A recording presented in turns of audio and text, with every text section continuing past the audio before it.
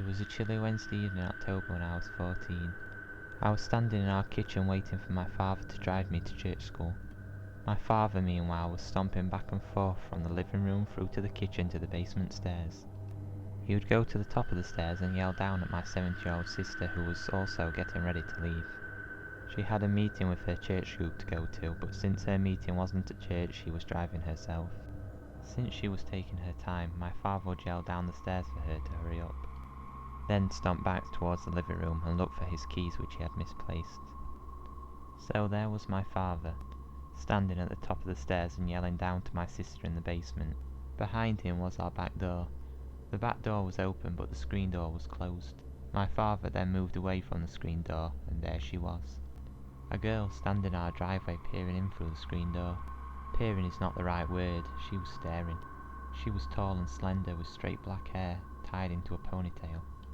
She looked a few years older than my sister. It was her eyes, however, that were the most noticeable. They were huge and unblinking. Her eyes would dart around the inside of our kitchen, scanning the room. And then she noticed me. I was still standing in my spot, leaning against the kitchen counter. I wasn't especially creeped out at this point, just curious. I did start to get a little worried when she took a step forward and reached out for the handle of the screen door. At this moment, my father rushed past me. "Got him," he said while clutching his keys. "Let's go." As he moved closer to the screen door, he noticed the girl. "Oh, hi," I heard him say to the girl from my position behind him. He opened the door and turned to shout down the stairs, "Steph, it's time to go."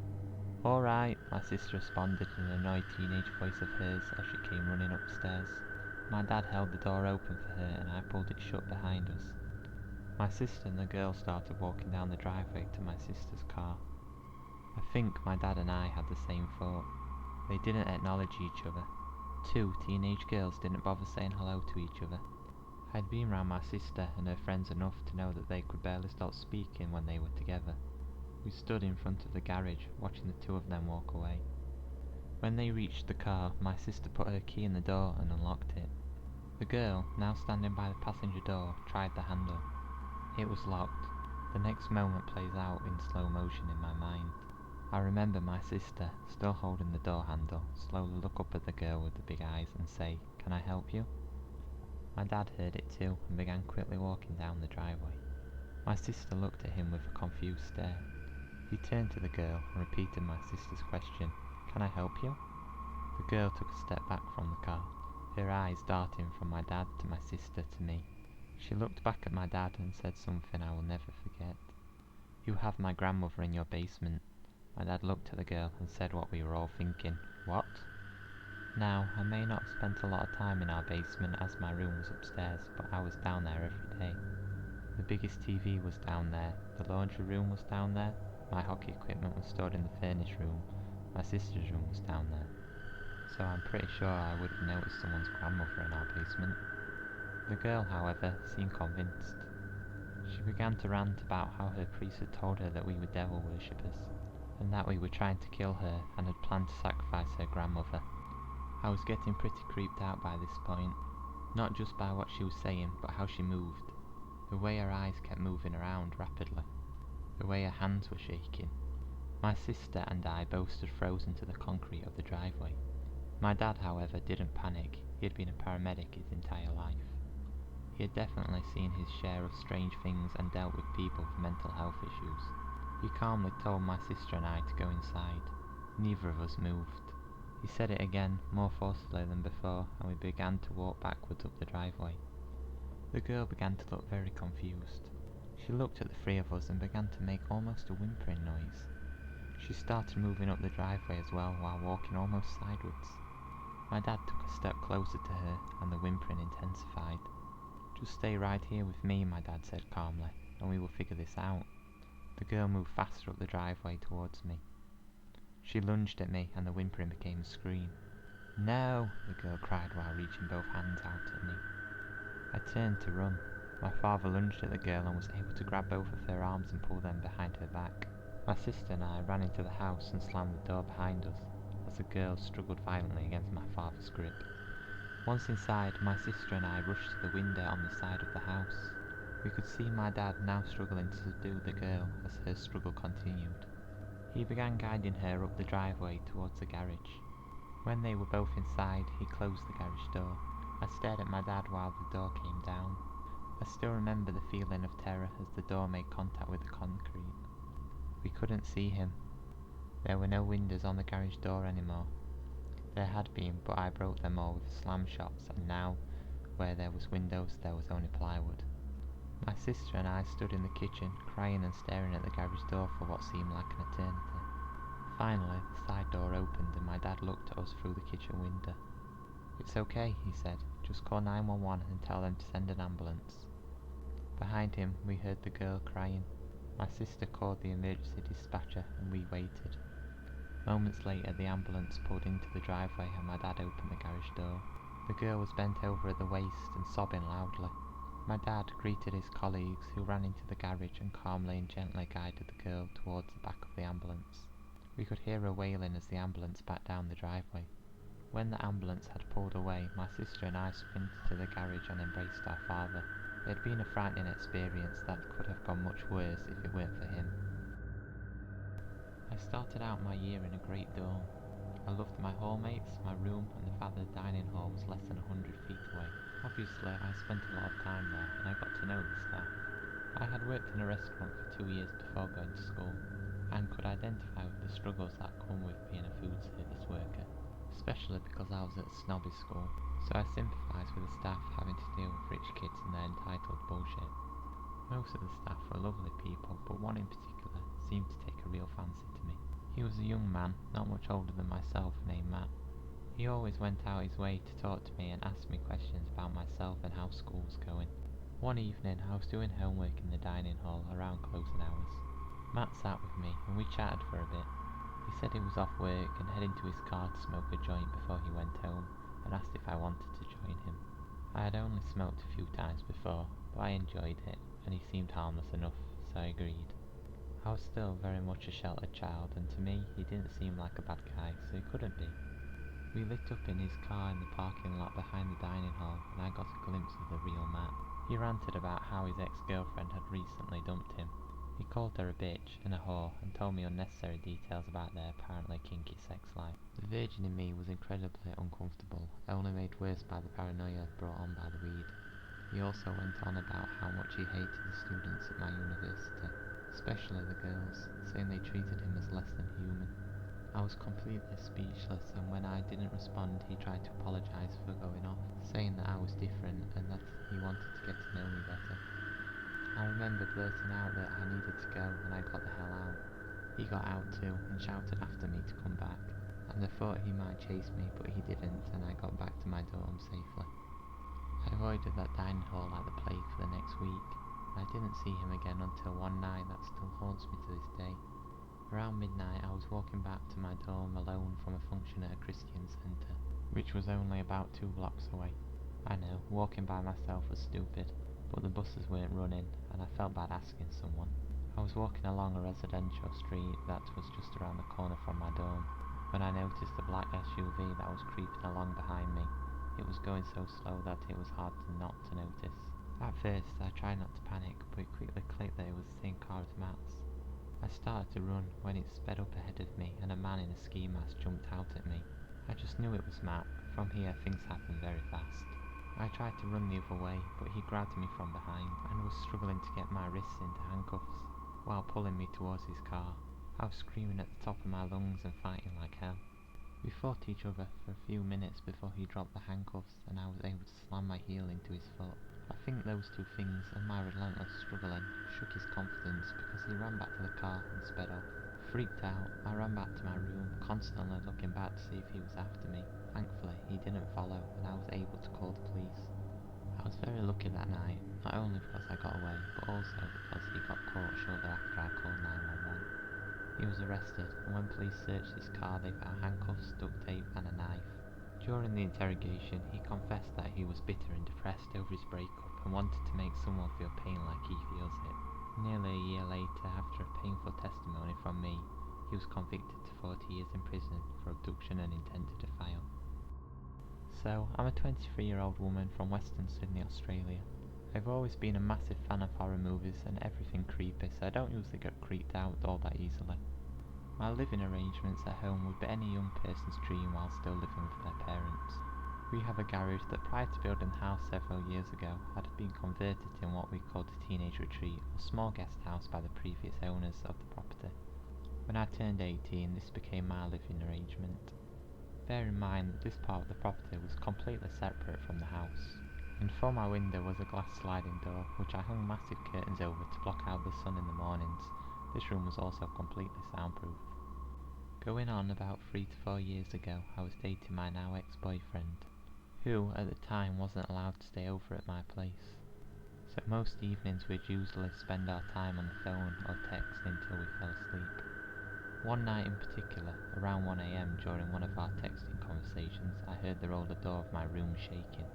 A little background information: although the garage had been converted to a bedroom, the roller door still remained as an access to the room, but could only be opened from the inside by one rusty hook as the key didn't work. Back on topic, the shaking continued, and after considering it could be the wind, I realised it sounded like someone was fiddling with the roller door trying to break into the bedroom. I sat there listening as this went on for quite some time. Not long after, I heard a scratching sound on the roof of my room, almost like there was someone trying to remove the tiles to break into the ceiling. I messaged my boyfriend about my concerns, telling him of the sounds I was hearing. Being the kind of person he was, he brushed it off, telling me I watched too many scary movies by myself and must be hearing things. In theory, this was true. I spent most of my time up late watching the latest morbid flick I could get my hands on. Elevating the situation, I thought to myself I must be overthinking, and it was probably a stray cat, as cats had become quite popular in the area, often having fights in our driveways and in the backyards of houses in the street. By the next morning, I had completely forgotten about the incident the night before. I got dressed and walked up to the house to have my breakfast with my mum. I saw her out the front talking to our neighbours, which wasn't anything unusual, so I made myself some breakfast and sat at the table. About 2 minutes later, my mum came inside. She looked concerned. She proceeded to tell me that late last night, around 1, our neighbour's wife was up feeding their newborn in the front room, her usual routine every night. Apparently she had heard footsteps out front of her house, like someone walking down the driveway from the road. Upon looking up, she saw a strange-looking man leaning against the window with his hands and looking straight in at her, smiling. This sicko was obviously sussing out the situation to see if it was possible to break into the house. She screamed in shock, and her husband legged it down the street trying to catch the guy, which had apparently jumped several fences and got away. He didn't get a good look at the guy's face, but from what we had heard, several other neighbours had experienced similar situations involving the same guy. I thought of the sounds I heard at my roller door last night, and the sounds of the tiles trying to be shifted off my roof. It wasn't a cat or a possum I'd heard, but a person trying to break into my room. That wasn't the scariest part. I then remembered that I'd left my sliding door completely unlocked and ajar that night, as we were in the middle of summer. All the guy had to do was hop over our side gate, and he could have walked straight into my bedroom in the middle of the night while I was asleep. I would have had no knowledge of it until it was too late. Scarier again, the fact my room is soundproof. No one would have heard me scream if he had managed to get inside. To this day, when I think about it, it gives me the chills to question what could have happened if he'd gotten inside. It's safe to say, since that night, I've never slept with my doors unlocked. I always check my room and the backyard before going to bed every night. Myself and a group of friends were coming back on the train, having seen our favourite football team lose pretty badly. We were, as you can imagine, a bit disheartened. However, we were determined to have a laugh and a joke on the way back. So we got on the train, and as soon as I stepped foot in the doorway, I instantly felt something was wrong. I'm no Spider-Man, but everyone has felt that feeling when you know something's just wrong. Anyway, we sat down, much to my protest, in the middle seats of the train. I scouted around, but couldn't see anything unusual, so I just put it down to my mind playing tricks. Keep in mind, this train journey was from one side of England to the other, so we was going to be on for quite some time. I don't know how long it was until I noticed the man, but I'd say it was around 30 minutes. When we got on the train, I can quite clearly remember him sat in the left corner as you walked through the door. So naturally, none of us saw him till we sat down, even though we'd just walked past him. What I had noticed is that he had moved multiple seats in front of his original position. The train section we was in was empty really, just a handful of people. I wondered what he was doing, but I just let it go. About 5 minutes later, I saw him move again. This time I ignored my friends and locked my entire concentration on him. What I saw really annoyed me for some reason. His eyes were completely locked on a cute girl. I remembered having a brief conversation with her as I went to get some coffee for the journey back. She was the same age as me and my friends and lived a couple of towns away. She had also gone to watch the same football team but had fallen out with her friends, so they decided to stay away from each other on the ride home. I thought this wasn't a very smart idea, but I didn't want to push my opinions on her. Anyway, I continued to watch him and noticed him writing something down on a crappy notebook he had which looked like he'd pulled it out of the ground. He was about 3 seats behind her when he stood up and sat in the seat facing her. She was reading a book and had earphones in, so she didn't notice him till a few moments later. She looked up in shock and he began to talk to her. I instantly knew she was very uncomfortable with this guy nearby. By this time, my friends had noticed what I was doing and also felt something was off. I turned to my best friend and said, "We've got to do something." He wasn't sure how we should go about this. I looked over again, and now he was sat on the same side as her, leaning up against her. I had had enough and stood up and walked over to them. I sat where the man had previously been and saw the girl's face light up. I began to talk to her and ask her questions when the man stopped me mid-sentence and asked me to leave them alone. I stood up and said to my new friend, "Do you want to come and meet some of my friends?" She accepted without hesitation. I told the man to move and let her by, which he obliged. She sat with us for the remainder of the trip. I noticed the man was staring at me the entire way with a look of pure anger and hatred. I shook it off and watched as the man walked out the exit as we pulled up to a close stop to ours. It was now our turn to exit the train, and the girl thanked me and we exchanged numbers. I thought this was now all over, and I was very happy with myself. No one in our group could legally drive a car, so we aimed to get on the bus which would take us home. The feeling I had when I got on the train was still with me, so I was always alert. It was now around 11 PM and it was really dark out. We stood a good 10 minutes at the bus stop before I noticed someone was watching us from behind a van. I acted as if I never saw the guy, I just looked back every few seconds. I began to make out a silhouette of a tall figure with no hair. It felt like I was looking right at Slenderman. I knew this wasn't the case, but it made me really unnerved. I then pointed at the person out to my friends very slyly. They agreed that there was someone watching us. We thought of a plan. We would jump him and ask what he was doing. We began to talk louder, making up some stuff about needing to go to the shop. We crossed the road to the van, and the person didn't move. This really unsettled me. Was I just overreacting? As we turned to walk around the back of the van, the man from earlier jumped out the back of the van holding a butcher's knife. We all just legged it into people's gardens, hurdling over any fence in our way. It's safe to say, after the 5th fence, we'd lost the psycho.